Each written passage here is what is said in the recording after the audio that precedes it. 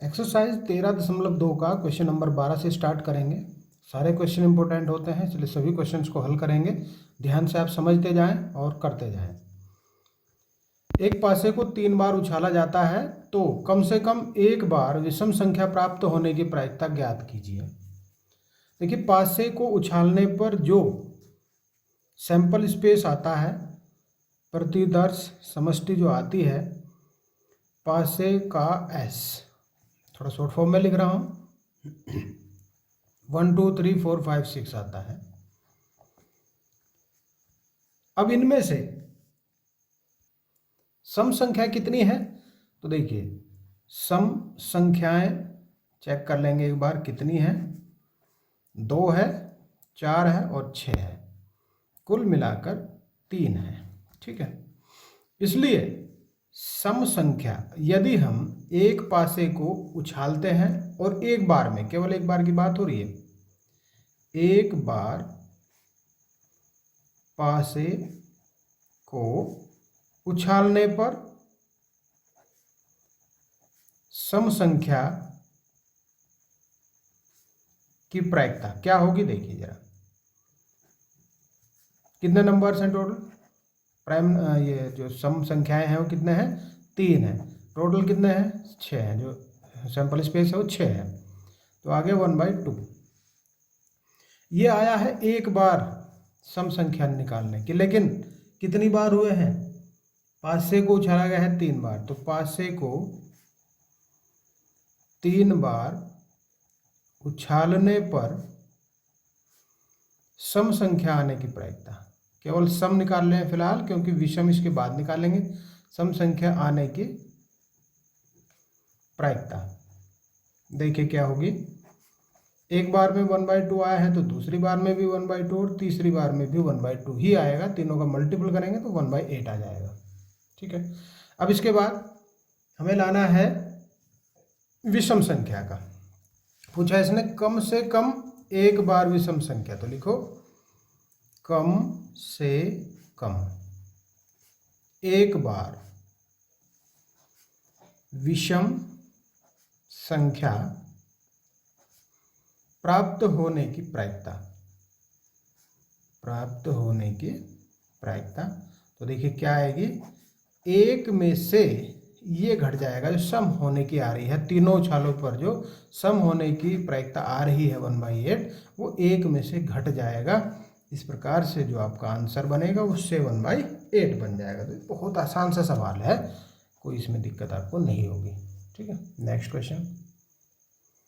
2 गेंद एक बॉक्स से बिना प्रतिस्थापित किए निकाली जाती हैं। बॉक्स में 10 काली और 8 लाल गेंदें हैं, तो प्रायिकता ज्ञात कीजिए 3 कंडीशन से। इनमें पहली कंडीशन देखो, पहले लिख लेते हैं काली गेंदें कितनी हैं। ये तो सब में ही लिखा जाएगा। काली गेंदें 10 है और लाल गेंदें 8 है। कुल गेंदें 18 हो जाएंगी। 10 + 8 = 18। अब फर्स्ट में कह रहे हैं कि दोनों गेंदें लाल, दोनों गेंदें लाल। ठीक है, अब एक बार ये देखिए कि एक गेंद लाल होने की प्रायिकता चेक करोगे। पहले होने की प्रायिकता चेक करिए, 8/18, ये हो जाएगा 4/9। 2 से दोनों कट जाएंगे, 4/9 आ गया। अब कह रहा है कि दोनों ही गेंदें लाल हों, तो लिखो दोनों गेंदें लाल होने की, दोनों गेंदें लाल होने की प्रायिकता ये आ जाएगी। देखो एक बार एक गेंद लाल होने की आई है 4/9, लेकिन यही कितनी बार हुआ है? 2 बार हुआ है, इसलिए 4/9, 4/9 की गुणा हो जाएगी, जो कि आएगी 16/81। 4 × 16, 9 × 9 = 81। आंसर आ गया फर्स्ट का। सेकंड देखो, प्रथम काली और दूसरी लाल। ठीक, प्रथम काली और दूसरी लाल। तो देखिए प्रथम गेंद काली होने की प्रायिकता, देखो काली होने की कितनी, काली गेंदें टोटल कितनी है? 10। और टोटल है 18, तो ये आएगा 2 पंजे 10, 2 9 18, यानी कि 5/9। अब इसके बाद दूसरी गेंद लाल हो, दूसरे गेंद की लाल होने की प्रायिकता कितनी हो जाएगी? लाल है 8 और अपॉन 18, ये हो जाएगा 4/9। अब देखिए, प्रथम काली तथा दूसरी लाल होने की प्रायिकता क्या आएगी? देखो, 5/9 काली होने की और 4/9 लाल होने की, दोनों का मल्टीपल कर देंगे तो आपका आंसर बन जाएगा 5 चौके 20 और 9 9 81। बस ये आंसर हुआ। क्लियर? अब देखो, थर्ड कंडीशन कुछ इसी के जैसी है लेकिन डिफरेंट है बहुत ज़्यादा। देखो कैसे, यह कह रहा था प्रथम काली और दूसरी लाल, लेकिन यहाँ कह रहा है एक काली दूसरी लाल। तो देखो, इसमें दो कंडीशन पैदा होती हैं, एक काली दूसरी लाल की प्रायिकता अगर हमें चाहिए तो क्या कंडीशन आएगी कि एक काली पहली काली हो सकती है, दूसरी लाल हो सकती है, लेकिन दूसरी ही कंडीशन आएगी कि पहले लाल भी तो हो सकती है और दूसरी काली हो सकती है। तो इन दोनों प्रोबेबिलिटी को आप क्या करेंगे? मल्टीपल कर देंगे। देखिए, पहली काली का होगा 5/9, दूसरी लाल का होगा 4/9, और फिर आपको कर देना है, यहाँ गुणा नहीं प्लस आएगा भाई, प्लस आएगा ये, प्लस पहली लाल का 4/9 और दूसरी काली का 5/9। तो इन प्रायिकता में तो कोई अंतर नहीं आएगा, ये तो हमने निकाल ही रखी है। पहली काली की 5/9, लाल की 4/9, फिर लाल पहले कह रहा है काली बाद में, तो कोई फर्क नहीं पड़ेगा, लेकिन प्लस करना पड़ेगा।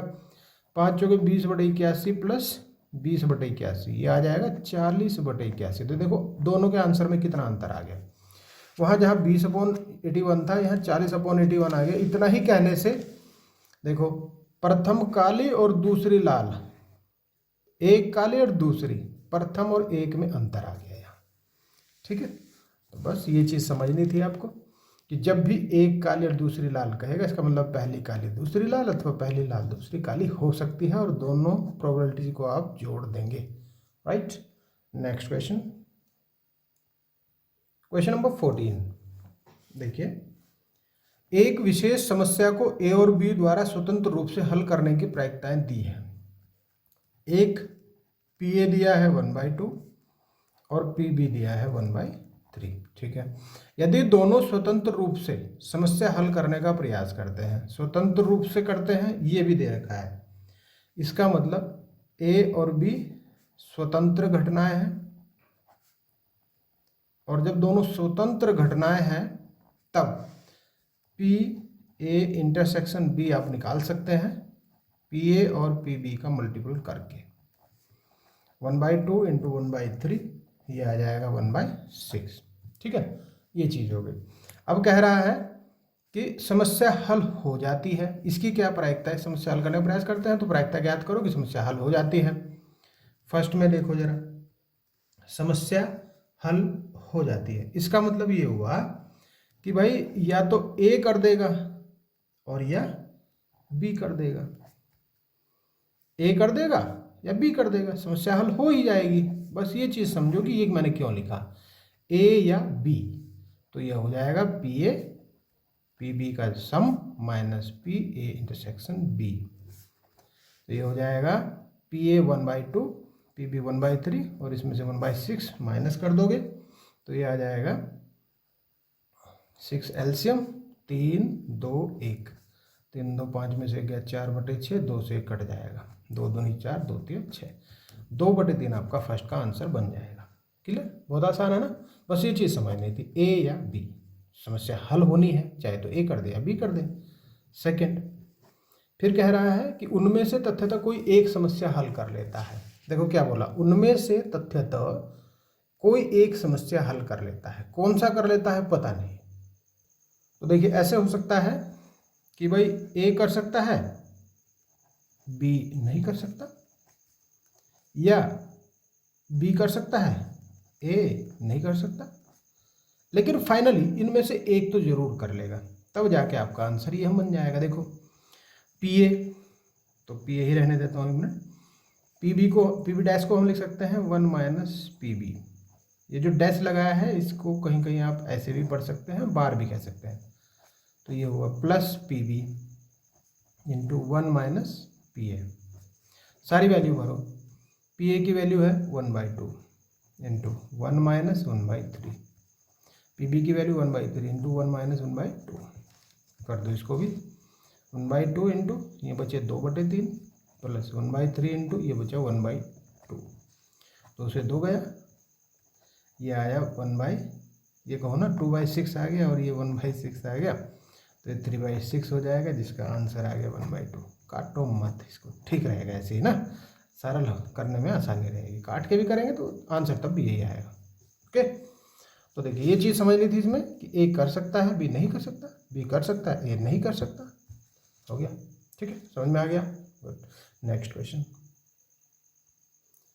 Question number 15। ताश के 52 पत्तों की एक सुमिश्रित गड्डी में से एक पत्ता यादृच्छिक निकाला जाता है।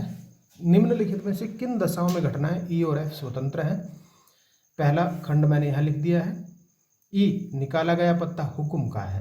पहले हमें पता होना चाहिए कि कुल पत्ते कितने होते हैं, तो ये चीज़ तो दे के रखेगा 52 होते हैं।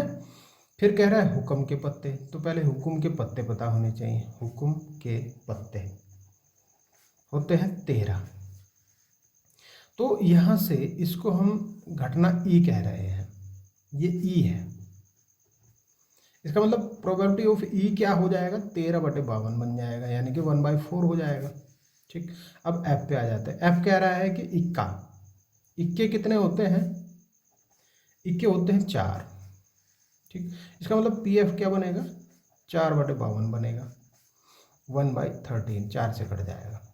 ओके, अब ये देखिए कि हमें चाहिए ई, यहाँ लिखता हूँ ई इंटरसेक्शन एफ, ये चाहिए। इसका मतलब हमें हुक्म के इक्के चाहिए, ठीक है ना। हुक्म के इक्के बोलो, हुक्म के इक्के कितने होते हैं, तो हुक्म के इक्का एक ही होता है, इसलिए ई और एफ में जो कॉमन है वो एक है, हुक्म का इक्का। इसका मतलब 1/52। ठीक है, ये हो गया। अब क्या करना है हमें, अब चेक करना है कि ये स्वतंत्र है या नहीं है। तो बहुत आसान, पीई और पीएफ को मल्टीपल कर देंगे, 1/4 इंटू 1/13 जो कि आएगा 1/52, और ये भी है 52। तो इसका मतलब ये बराबर किसके हैं, पीई इंटरसेक्शन एफ के। ये और ये जब इक्वल में आ जाते हैं, अतः ई तथा एफ स्वतंत्र घटनाएं हैं। और ये जब स्वतंत्र है तो आपका सवाल ये फर्स्ट बन गया। अब आ जाते हैं सेकंड पे। सेकंड पार्ट देखो इसका, ई में काले रंग के पत्ते हैं, काले रंग के पत्ते, बोलो कितने होते हैं, बिल्कुल सही 26 होते हैं। तो बताइए पीई क्या बनेगा, ये बनेगा 26/52, 1/2 बनेगा। अब देखो एफ को निकाला गया पत्ता एक बादशाह हो, कुल मिला के बादशाह कितने होते हैं 52 पत्तों में, 52 पत्तों में बादशाह होते हैं 4। का मतलब पी एफ बनेगा आपका 4/52, जो हो जाएगा 1/13, 4 से कट जाएगा। ठीक है, अब इसके बाद देखना है कि काले रंग के बादशाह कितने, काले और बादशाह। इसका मतलब हमें जब ई इंटरसेक्शन एफ चाहिए तो हमें काले बादशाह चाहिए, काले बादशाह। काले बादशाह कितने होंगे, तो 2 होंगे। ठीक है, तो इसका मतलब probability of E intersection F is equal to 2/52, ये हो जाएगा 1/26। अब जरा चेक कर लेते हैं कि पीई और पी एफ का जो मल्टीपल है वो क्या पी इंटरसेक्शन एफ के इक्वल है। तो 1/2 इंटू 1/13 इज इक्वल टू, ये हो जाएगा 1/26, जो कि ये भी यही है, is equal to P E intersection F. तो बताइए आसान लगा कि नहीं लगा? बस ये पता होना चाहिए कि पत्ते कैसे कितने क्या होते हैं, इनकी संख्या पता होनी चाहिए। काले रंग के कितने हैं, बादशाह कितने हैं, लाल बादशाह, काले बादशाह, इक्के दुक्के जो भी है, इन सब का पता होना चाहिए। तो देखिए ये पी ई और पी एफ का multiple P E intersection F के इक्वल आया है। अतः ई तथा एफ स्वतंत्र घटनाएं हैं, स्वतंत्र घटनाएं हैं। ठीक है, अब थर्ड पे आ जाते हैं। निकाला गया पत्ता एक बादशाह या एक बेगम है। ई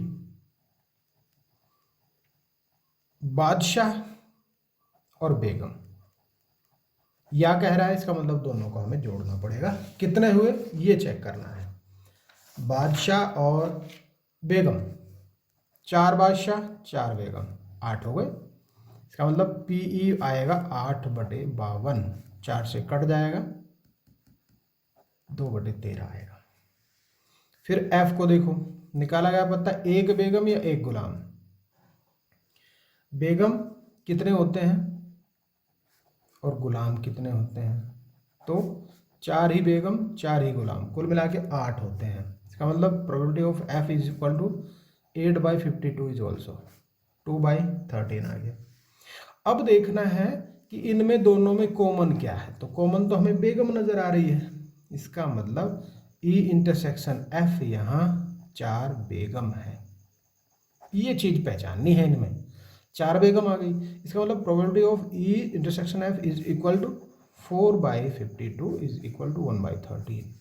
चेक करो क्या P E into P F इसके इक्वल है?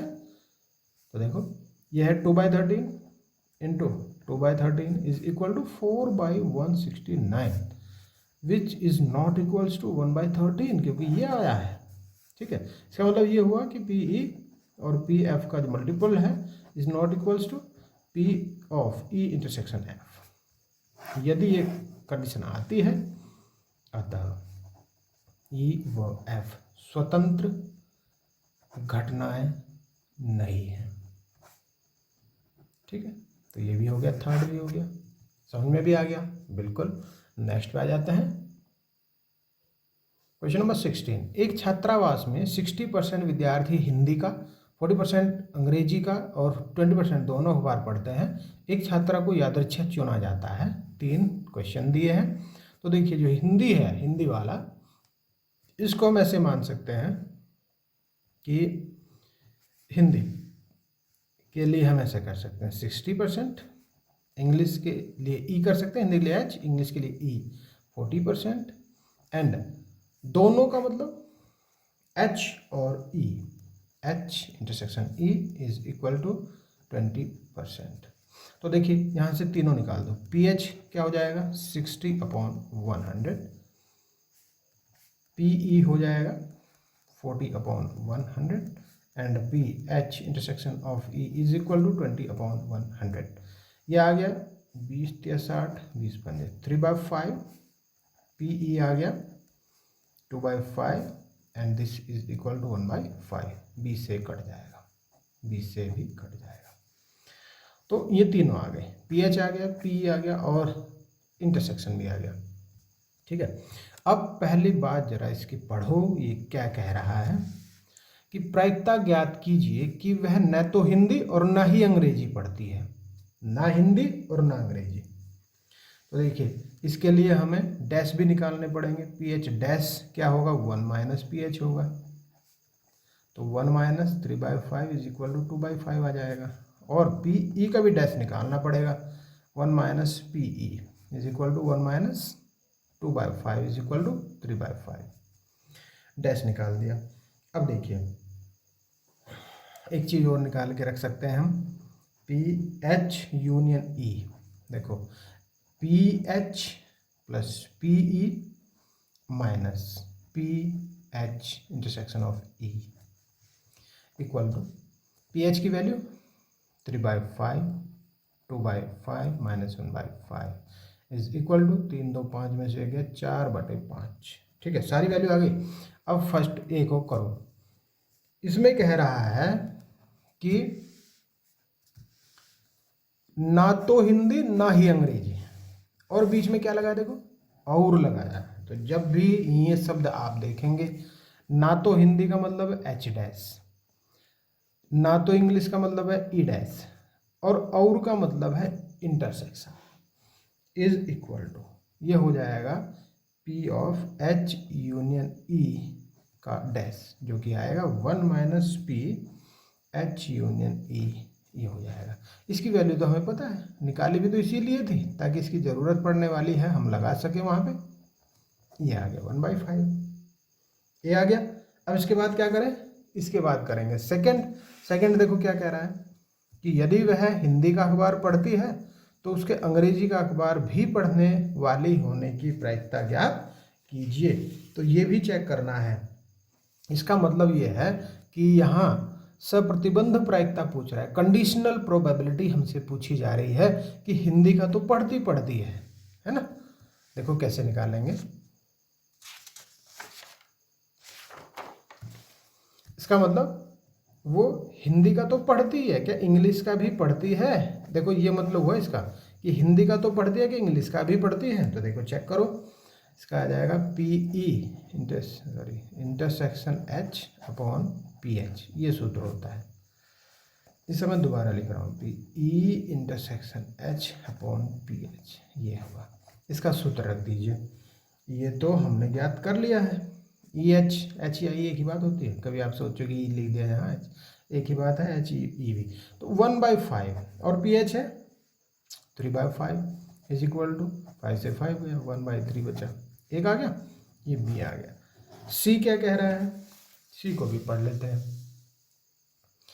यदि वह अंग्रेजी का तो पढ़ती है, क्या उसके हिंदी का पढ़ने वाले होने की प्रायिकता ज्ञात करनी है। तो इंग्लिश तो पढ़ रही है, इसका मतलब ई नीचे आएगा। ध्यान दो, जिसे वो कर रही है, जो घटना हो रही है उसे हम नीचे रखेंगे, और जिसकी संभावना बन रही है, क्या ऐसा हो सकता है, जिसकी प्रोबेबिलिटी पूछी जा रही है इसके सापेक्ष, तो उसे ऊपर रखेंगे। तो H intersection of E upon P E, देखो इसकी वैल्यू तो 1/5 है और पी ई की वैल्यू है 2/5 इज इक्वल टू 5 से 5 है 1/2 बचा। तो इसका आंसर भी आ गया 1/2। तो देखो आसान हो गए। जब भाषा को हम प्रतीकों से कर रहे हैं बहुत आसान लगता है। अगर भाषा को भाषा के रूप में ही लिखते चले जाएंगे तो बोरियत जैसी हो जाती है। क्वेश्चन नंबर 17 पे आ जाते हैं। क्वेश्चन नंबर 17, यदि पासों का एक जोड़ा उछाला जाता है, प्रत्येक पासे पर सम अभाज्य संख्या प्राप्त करने की प्रायिकता बताइए। देखिए, पासा एक फेंका जाए तो 6 आते हैं सैंपल स्पेस, लेकिन अगर पासे 2 फेंके जाएं तो 6 × 6 = 36 आते हैं। कैसे? तो जैसे 1 1 1 2 1 3 ऐसे करके बहुत सारे आप जानते हैं 36 बहुत सारे होते हैं, लिखे नहीं जाएंगे। ओके, तो सैंपल स्पेस हमने लिख लिया 36। अब देखिए, सम अभाज्य संख्या प्राप्त करने की प्रायिकता पूछ रहा है, तो पहले हमें पता तो हो कि सम अभाज्य संख्या होती कौन सी है। सम अभाज्य संख्या केवल 2 होती है, 2, और दोनों में ही 2 और 2 हो। इसका मतलब ये है संख्या होने की संख्या कितनी होगी, 2 और 2 मतलब एक ही है। इसका मतलब प्रोबेबिलिटी क्या है, इसकी प्रायिकता क्या है, तो प्रायिकता है 1/36। Right answer will B D answer सही है। क्वेश्चन नंबर 18, दो घटनाओं ए और बी को परस्पर स्वतंत्र कहते हैं यदि, देखो ए और बी परस्पर अपवर्जी हैं, गलत। अपवर्जी हैं तो स्वतंत्र कहाँ से कहेंगे, गलत हो गया। पी ए पी बी दोनों बराबर हों, ये भी गलत। पी ए और पी बी का योग 1 हो, ये भी गलत। ऐसी कोई कंडीशन मैंने आपको नहीं बताई। इसका मतलब बी की संभावना लग रही है, राइट आंसर बी ही है, लेकिन कैसे है मैं बताता हूँ। देखिए, हमें पता है कि P A intersection B is equal to होता है पी ए गुणा पी बी, जानते हैं ना। ओके, अगर हम P A dash intersection B dash करें तो इसकी वैल्यू क्या होती है, पी ए डैश गुणा पी बी डैश होती है। ठीक है। अब पी ए डैश को क्या लिखेंगे तो 1 माइनस पी ए लिखेंगे, पी बी डैश को क्या लिखेंगे तो 1 माइनस पी बी लिखेंगे, और इसे क्या लिखेंगे तो इसे हम ए डैश बी लिखते हैं। अगर कहीं आपको ऐसा मिले कि पी ए बी लिख दिया, उसका मतलब होता है पी ए इंटरसेक्शन बी, कभी यूनियन लिख दो, यूनियन नहीं इंटरसेक्शन होता है इसका मतलब, तो आपका right answer will be B. समझ में आया? वीडियो पसंद आई लाइक कर दीजिए, चैनल को सब्सक्राइब नहीं है सब्सक्राइब कर दीजिए, सभी बेल आइकन को प्रेस कर दीजिए सभी नोटिफिकेशन प्राप्त करने के लिए, और सारी वीडियोज आपको मिलेंगी, सब अपलोडेड है, बस आपको देखना है और आपको अपनी तैयारी करनी है। ओके, मिलते हैं नेक्स्ट वीडियो में। Okay, thank you.